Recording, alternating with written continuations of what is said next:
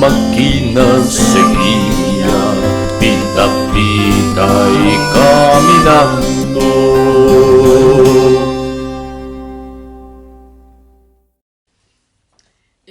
Hoy les presentaré el segundo capítulo de una investigación que hice en torno al maíz como fuerza productiva.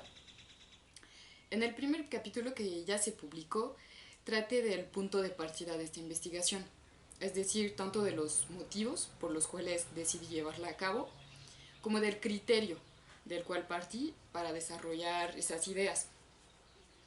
Ese criterio me ha permitido esclarecer en qué medida el maíz es positivo para la humanidad.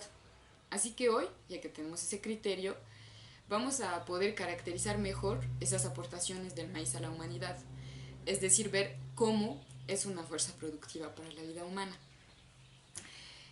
Para eso empezaremos por dar informaciones acerca de cómo se obtuvo ese maíz, es decir, de cómo ha sido creado y desarrollado por el hombre a partir de distintas transformaciones de la naturaleza.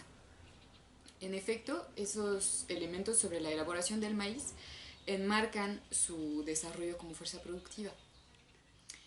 Entonces, primero, unos elementos generales. Hoy parece que la comunidad científica está mayoritariamente de acuerdo sobre el hecho de que el maíz se domesticó a partir de una planta silvestre llamada teocintle. Bueno, ese hecho generó en el pasado una polémica porque el maíz, al contrario de los demás cereales como el trigo, el arroz, etc., no tiene un antecesor silvestre directo.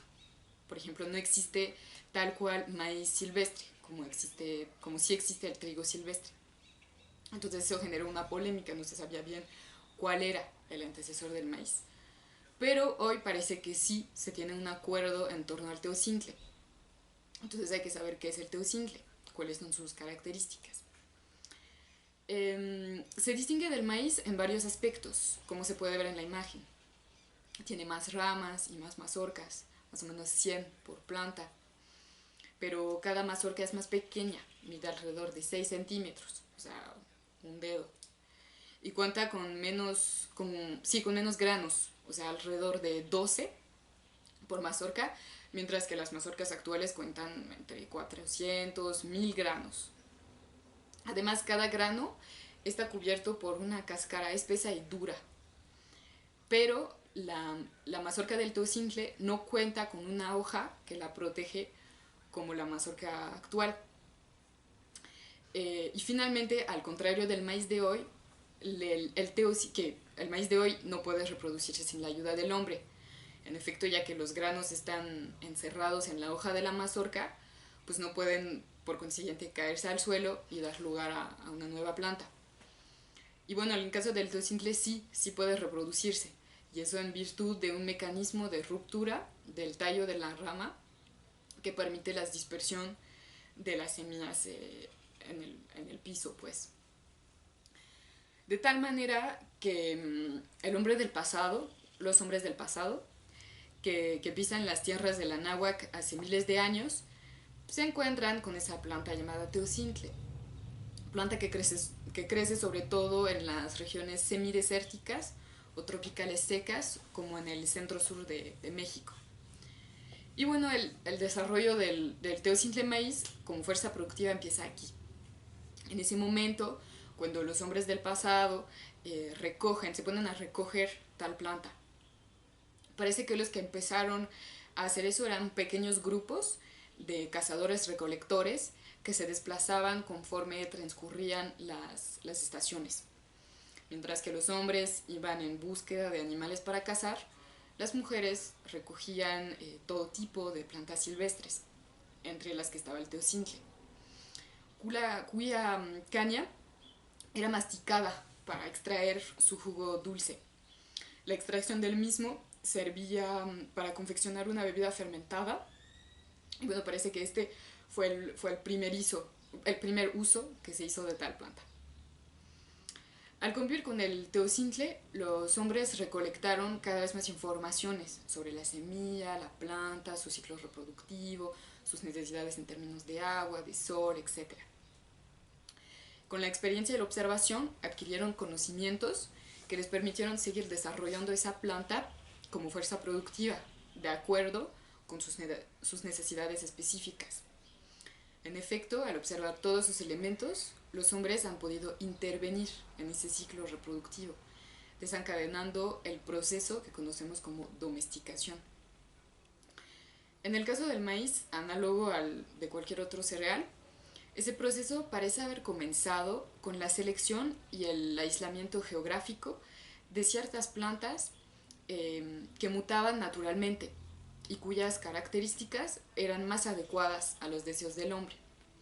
Por ejemplo, podemos imaginar que un día creció una planta cuya rama no se rompió, imposibilitando la dispersión de las semillas en el suelo. Al ver ese curioso fenómeno, que además era más adecuado a sus necesidades, el hombre decidió apartar esa planta y reproducirla. Esa domesticación, llamada por selección, es un proceso que imita la selección natural, descubierta por Darwin, pero conducido por y para los intereses humanos. Ese proceso tuvo lugar para todos los cereales, cuyo pasado es conocido. Sin embargo, lo que distingue al maíz dentro del reino de los cereales es que esas modificaciones, cuya duración se extiende sobre miles de años, tienen otras dimensiones.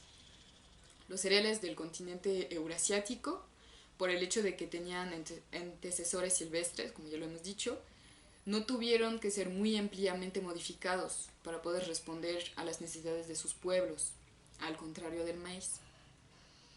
A pesar de que el maíz se beneficia de varias ventajas, como el hecho de que produce mucho polen, lo que aumenta su capacidad para la transformación genética, y que además tiene una gran propensión a la mutación, los pueblos de la náhuatl tuvieron que llevar a cabo transformaciones consecuentes para llegar a lo que hoy conocemos como mazorca.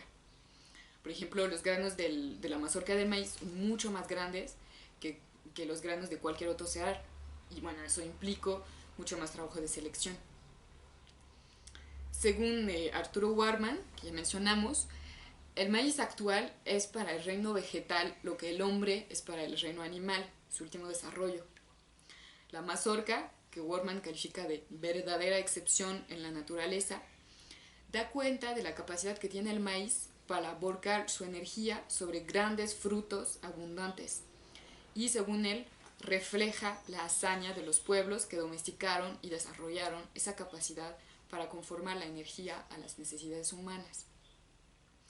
Bueno, además de sus altos rendimientos, la mazorca conlleva también una facilidad para cuidar, transportar y almacenar los granos, algo que nunca se había alcanzado en el caso de otros cereales, ¿no? Entonces, bueno, se puede decir que a pesar de las dificultades para obtener la planta y semilla deseadas, ya que el teocintle era muy distinto, y bueno, seguramente a consecuencia de eso, los pueblos de Mesoamérica desplegaron tesoros de creatividad y de ingenio para crear un producto que respondiera a sus necesidades.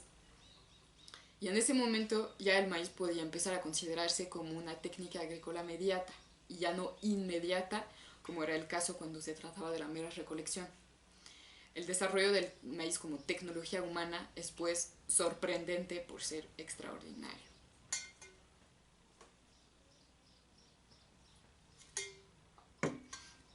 Respecto a las fechas y lugares de despliegue de este proceso, hay menos consenso en la comunidad científica.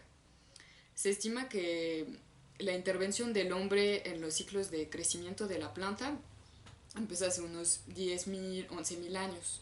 Fechas que coinciden más o menos con el proceso de domesticación de los cereales en el continente eurasiático. El indicio más antiguo que tenemos de tal domesticación se encuentra en el refugio rocoso de Xihuatochla, cerca de Iguala, Guerrero.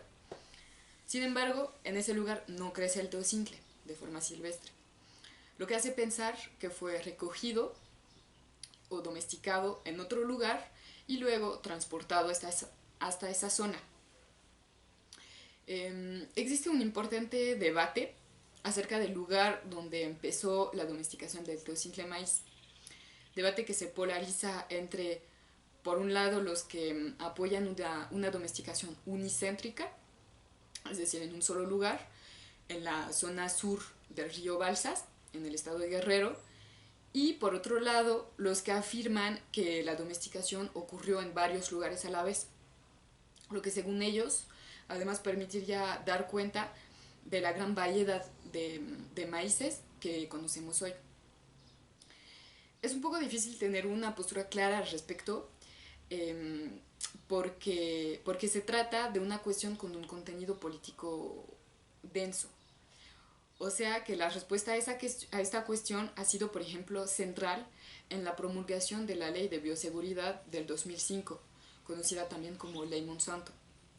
En efecto, dicha ley suscitó importantes debates, ya que al definir las zonas de México consideradas como centros de origen del maíz, fue autorizando al mismo tiempo la liberación de organismos genéticamente modificados de maíz en el resto del territorio. Pero bueno, regresamos al punto. Las informaciones que tenemos hasta la fecha apuntan a decir que el proceso de domesticación del maíz empezó entonces hace 10.000, 11.000 años en zonas semidesérticas o tropicales, como lo es, por ejemplo, la región sur del río Balsas, aunque no sea la única. Para documentar la continuación del proceso en su conjunto, la mejor fuente nos la proveen las excavaciones del estadounidense Richard McNish en el valle de Tehuacán, Puebla. En los años 60, ese último, con el apoyo de varias personas, entre las cuales estaba el arqueólogo mexicano Ángel García Cook, que se murió hace pocos años, hizo varios descubrimientos en esa zona que nos ofrecen una secuencia del tránsito a la vida sedentaria por medio de la agricultura. Nos ofrece más o menos una secuencia que va desde los años 7000 a.C. hasta los años 1500 a.C. O sea, en acuerdo con sus excavaciones, parece que hace 7000 años, o sea, 5000 años antes de Cristo, el teocintle maíz no correspondía a más del 10% de la dieta humana. En esa época, la población vivía en campamentos semipermanentes, desplazándose en función de la temporada de lluvias o la temporada seca, lo que impedía el desarrollo de una agricultura compleja y permanente. Sin embargo, parece que en los 2 milenios siguientes, las transformaciones hechas al teocintle, así como los progresos en las técnicas de cultivo, permitieron aumentar considerablemente la productividad de la planta. A consecuencia de esto, 3400 años antes de Cristo, el maíz ya representaba el 30% de la dieta humana, como lo demuestran los restos en los yacimientos ubicados en las cuevas del Valle de Tehuacán. Finalmente, es a partir de 2500 a.C. que se estima que la agricultura se volvió la base de la alimentación humana. Y a partir de 1500 a.C., con el desarrollo de la cultura olmeca, que parece que el maíz empezó a ocupar el lugar central que hoy ocupa todavía. A partir de este momento, el maíz se ha vuelto una técnica agrícola civilizatoria, es decir, que permite el sustento y el despliegue de la civilización. Y bueno, hemos visto que eso ha tomado miles de años en los cuales se hizo todo un trabajo de adecuación de la planta al ser humano. Es ese trabajo milenario el que nos da una garantía de su bondad y que permite, por lo tanto, dar un primer elemento de comprensión de los aportes que hace el maíz a la humanidad. Los pueblos de la Náhuac desarrollaron una planta conforme a sus necesidades, creando así un producto muy valioso, cuyas características preciadas siguen vigentes hoy. Al mismo tiempo, ellos se volvieron pueblos del maíz. De tal manera, el desarrollo del maíz como fuerza productiva de la humanidad recorre un camino que va desde la presencia del maíz como mera técnica agrícola hasta la presencia de este como tecnología agrícola civilizatoria, en acuerdo a cómo Jorge Veraza ha distinguido el proceso de desarrollo del maíz en tanto que fuerza productiva. Ahora bien, Si ya hemos visto que fue laborioso lograr obtener una semilla y planta de maíz adecuada a las necesidades humanas, hay que decir que también lo fue lograr una reproducción en escalas muy amplias de esta planta, como para que se volviera la base de una civilización. Al igual que para el dominio de tal planta, se necesitaron esfuerzos complejos e integrales para lograr su reproducción a larga escala. Esfuerzos que involucraron el desarrollo de toda una serie de otras técnicas para poder alcanzar ese punto. Veremos entonces a continuación en el siguiente capítulo cómo es que esa técnica de carácter civilizatorio ha podido emerger, con cuál enfoque o perspectiva se desarrolló. Al aclarar cómo esa agricultura de carácter civilizatorio ha podido emerger, también ofreceremos datos acerca de la civilización que se encargó de realizar ese esfuerzo y por consiguiente que también es resultado de ella.